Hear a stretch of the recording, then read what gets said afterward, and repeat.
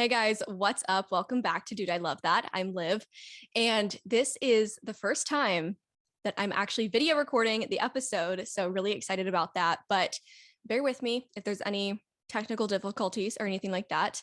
And also the video is only going to be available on Spotify for right now, but at some point, hopefully in the not too distant future, I'll be opening up a YouTube channel. So, or not opening up, but you know what I mean. I'll be launching a YouTube channel specifically for the podcast. Anyways, I'm really excited for this episode because this is something that I've talked about. And to be honest with you, this just kind of came to me while I was driving home today, and I figured why not share. And yeah, I've talked about it before, but not necessarily in this, I guess, perspective. So just fair warning, I'm going to be talking a lot about myself in this episode because I'm trying to relate my thing that I've been walking through to a point. So bear with me. But in the last maybe few months, I think I've been going through this thing of like struggling with accepting the way that my personality is. I don't know. It's hard to explain, but maybe you'll understand more as I talk about it. But I am a very, well, actually, you know what? Let's throw it back to childhood. Let's just do that. When I was younger, I struggled a lot with not fitting in. Girls at school were so mean to me, especially in elementary school, because I had just moved from LA to North Carolina.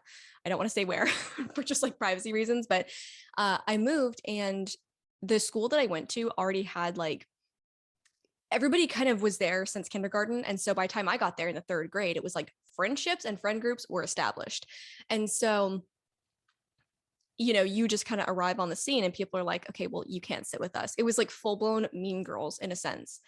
And that really was the catalyst for me struggling, I think. And I ended up becoming very people pleasing, and I wasn't super secure in who I was because I felt so rejected by my peers. And it was really hard for me to feel confident. And I mean, obviously, like, I don't know many kids that are like killing it and super confident, but I just started to kind of critique myself and not like the way that I was because I didn't fit in. And like when you're in school, you don't really have many options. It's who you go to school with, and that's pretty much it.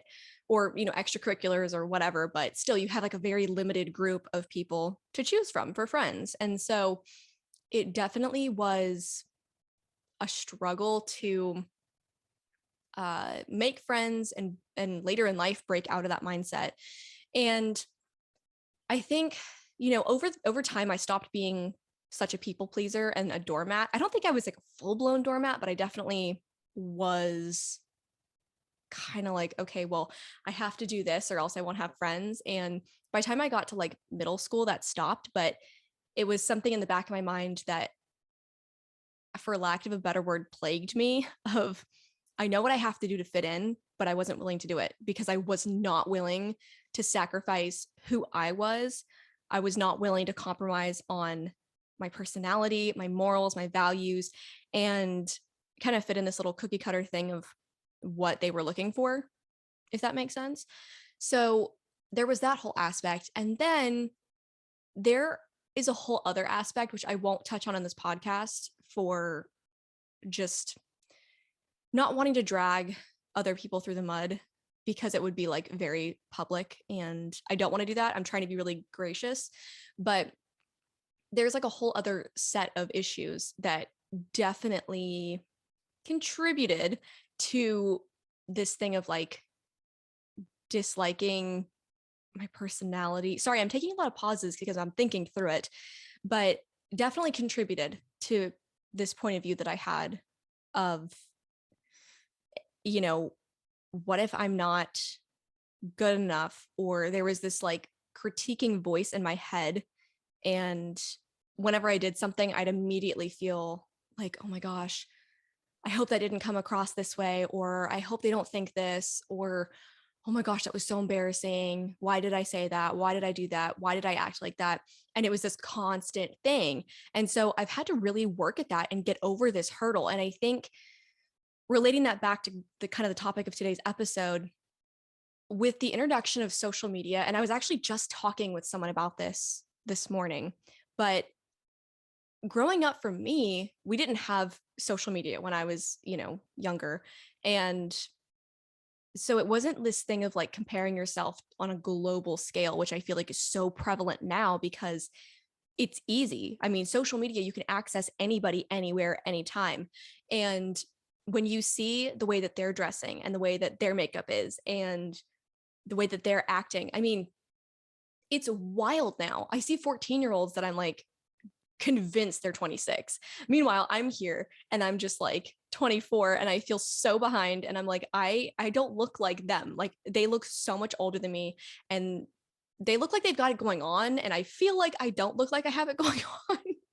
But all of that to say, like this is exactly what I'm talking about. This plays into it. I think when you are comparing yourself, and maybe comparing isn't the best word, but I don't know another word to use. But when you're going through life and you're kind of seeing this template of, well, this is how other people my age are. This is how other girls I go to school with act like. This is how this girl on TikTok dresses and all of this stuff. I think it's so easy to start either hating things about yourself, wanting to change things about your personality or your likes and dislikes in order to kind of fit into this mold that's popular. And the thing about that is trends come and go. Like what's popular now is not going to probably be popular next year. And so you're changing to fit something that is ebbing and flowing all the time. And it's so important that you stay unique to who you are. Like you need to stay you. Because if you see someone doing something, it's like they've got it covered. They're already doing it. There's only one of each of us. And I know that that's so overused. Like, bear with me. It feels very stupid when you hear it because it's like, yeah, whatever. I know. But it's so true. Like, you have a unique personality, you have a unique view of the world. And not everybody has your life experiences. Not everybody has gone through the things that you've gone through or the upbringing that you had. And for better or for worse, you have situations in your life that have shaped you. And I think there's a lot to be said for being that and like putting that out there. And someone's got to do it. So, take that opportunity, take that chance. But kind of going back to what I had said before about comparing my personality to other people's or whatever. Okay, so one of the things that I've been struggling with is, and I don't want to say too much because I want to have like a full announcement about it. So I'm just going to be vague. But if you're listening in the future, you probably know what it is by now. But I'm going into this certain line of work and I'm really excited about it and looking forward to it and all that. But there's other people that have gone before me and they have people that love them and they are so different from me. And it worries me a little bit because I'm like, oh, they sound so nice and they seem super approachable and just kind and sweet. And I mean, if you know me, I kind of just like go for it. I'm not, there's other people that are so like empathetic and sweet. And I'm very much a problem solver. If someone tells me something that's going on, I of course feel like something, but I'm not one of those people that like feels a lot. I do if you're in my close circle, like if you're immediate family or like a really close friend, but otherwise I don't really have a ton of feelings for people that I'm not super close to. And I think that's just like part of my personality of reserving energy for what I need it for most, which is kind of a bizarre thing, but if you're the same way, you totally get it. And I've really had to fight this thing of like, you're not going to be rejected for who you are, because I think that's the lie. And especially, like I said, with social media, I think that's the lie a lot of us are believing. And whether it's because of social media or because of trauma in your past or situations that you've gone through, it's really easy to try and go forward and do something new and feel that, should I be doing this? What are they going to say? What's going to happen? And I mean, it's tough. It really is, especially when you're trying to, like, in my case, I'm trying to step out and follow what I feel like the Lord's calling me to do. But there's that voice that comes in that's like, you're not the same as so and so, and they're not going to like you. And they like them because they do have that sweet personality, and they're just much more, I don't know, soft and whatnot. Like, I don't know how to explain it. This sucks. I'm really trying to explain it well without going into too much detail, but there's just that comparison that comes in. And I never really thought that I dealt with it, but now looking back, I'm like, ooh, yeah, I do. It feels like a little bit of a spotlight's been directed on the situation, and I'm going, ooh, yikes, I need to change that. And so I've just been really praying and even like speaking words over myself, because our words are so powerful. And even think about it, like the voice in your head that might be telling you, oh, they're not going to like you, oh, you're not good enough, you need to change this, no one's going to like that, that is having like a hold over you. And so I've been trying to combat that by saying, no, I am compassionate, I am full of grace, I have, the fruits of the spirit, like gentleness and all these things that I feel like I need an extra dose of, or maybe I've had to shut out in part of my life because of trauma and things that I've gone through. This kind of walls come up, and I've needed to shut that out for part of my life in order to stay sane and feel like I had some control and not get overwhelmed or drained. But now it's like, it's okay. That thing is over, and I can let those dividers down and allow grace or allow compassion back into my life. And it's not going to deplete me. It's not going to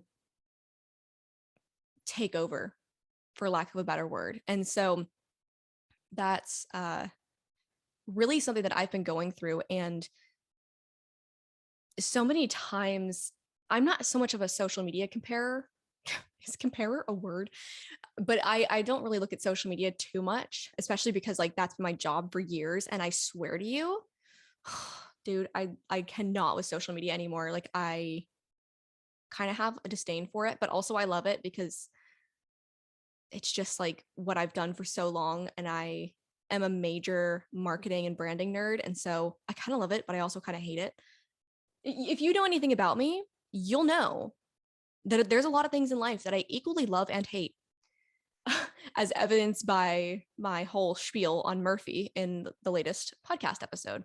But all of this to say, I've been comparing myself to a couple of people on podcasts that I listen to, and I hate doing it because they're so sweet and like they're sisters in Christ, and I love them and they just seem like the best people ever. But I'm like, oh, she sounds so kind when she speaks. And I know that for me, this is like a very kind version of me right now and a very reserved version, but I'm very tell it like it is. And in the words of Dave Portnoy, I just sling it. Like, I just go for it, talk about it, and like kind of speak my mind. And that's something that I think it was because for so long I didn't feel like I had the freedom to do that. So then it was like when I did feel it, I was like, let's go. And I just went for it.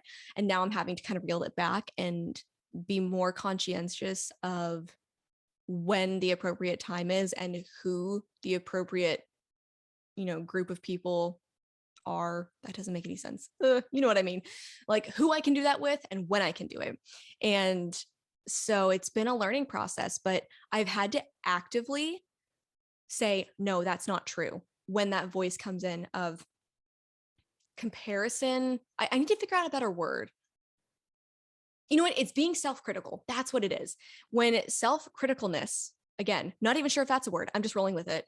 But when that creeps in, I have to actively speak out against it. And in one of these podcast episodes I was listening to with one of the sweet girls that I was comparing myself to. But she talked about this and was so just awesome when she said that she a lot of times needs to literally stop what she's doing when those voices come in and she starts feeling like critical or whatever. She said that she literally will get up from a table if she's in public and she goes to the bathroom and out loud speaks words that are the opposite. So, for instance, if you are feeling like all these other people are so much more successful than me, or, you know, I'm a loser, whatever it is, she gave the example of like, you speak words over yourself that are true. And so, for instance, if you are feeling like that, like audibly saying, no, I am the righteousness of God through Christ. I am called. I am worthy. I have a place on this earth for a reason. And I have a calling and I have gifts, talents, and abilities that are going to be used to do something amazing. And so there's so much power in the words that we speak. And even if you're not speaking it out, but you're hearing it in your mind, whether it's just yourself saying or you saying it to yourself, there we go, or if it's fiery darts from the enemy trying to get in there and get you off track, those are still words that are pouring into your life and into your mind. If you want to learn anything about the power of words and what, I guess, what effect they have on your life, Dr. Caroline Leaf has so many things about that. And when you go through these certain thought patterns, or I guess thought patterns, and you have a thought drop into your mind, it's almost like these grooves are made in your brain. And so it kind of like goes on this path every time you have this thought. And so it's retraining your brain and making sure that you create a new path. Because if not, you're going to be stuck in that hamster wheel or in that cycle forever. And so it takes a lot to, I guess, look at the situation and really fight it. But if there's anything I've learned in the last year through so much craziness, I can't even tell you, it's that it is a fight, but you need to be in it. If you want things to change, you've got to, well, I was going to say something, but I'm afraid that word's going to be banned. You've got to really just stand your ground and you got to fight, because nothing's just going to be like fixed for you 99% of the time. You've got to join forces with the Lord if you're a believer. And if not, then you just have to fight on your own and say, I'm not going to have this anymore. I'm not going to deal with this. And I've been having that battle right now with anxiety. It has ruled my life for years. And I finally got to the point where literally last night I was on my knees, like, God, I need help. This is out of control. And this self-criticalness, again, if that's a word, who knows, probably is. But I was like, I'm done with this. I'm over it. I'm giving it to you. And I'm not going to let up until it's gone, because I can't do the things that you've called me to do until this is completely gone. Or at least, for the most part gone. Because I don't know, this side of heaven, if things will ever be completely gone or you'll be rid of things totally. But getting to the point where you say, I'm not going to stand down until I beat this thing, is where really the freedom comes. Because it's so easy to just sit there and be complacent and keep dealing with it and being, oh, poor me. Oh, this is so hard. But that's not the mindset of a winner. And frankly, if you think you're going to get anything done with that mindset, you're sorely mistaken, because it is a lot to actually conquer these things, especially like mentally. Man, when that thought pattern is created, like, you kind of feel like you're sunk in a way. But I'm telling you, you can do it. And self-criticalness has got to go in Jesus' name. We're not going to deal with it anymore. And the way that it makes you feel is so irritating and upsetting. If you're like me, you automatically kind of go to anger when something is upsetting or difficult. Like, my knee-jerk reaction is like, I hate that. But some people might feel like a deep sadness, and you can either go around feeling that all the time, or you can choose to say, I am not dealing with this any longer. This has no place in my life, and I'll do whatever it takes to make sure that I don't go on like this. So if you're in that fight today, I'm with you. And if you have any prayer requests, send them to me on Instagram. You can find me there at Dude, I Love That Podcast. And I'm not going to give my public Instagram right now because I'm getting ready to change the name. So be on the lookout, but just look in the Dude Instagram bio, and I have my public personal Instagram on there. But send me prayer requests if that's the same journey you're on right now, and let's do this, because the time is now to like change your life. For lack of a better term, you can keep going on the same path, or you can choose to get off it. And I know for me, I'm like, see ya. Like, I'm not going to keep dealing with this, doing it, whatever. So anyways, I hope this episode was encouraging. And if you're looking for any really good podcasts to listen to, I highly suggest Embraced with Grace by Brittany Lutz. It's incredible. And I have just been so encouraged by it recently. And I've been listening to it actually every night when I'm doing my like skincare routine and stuff.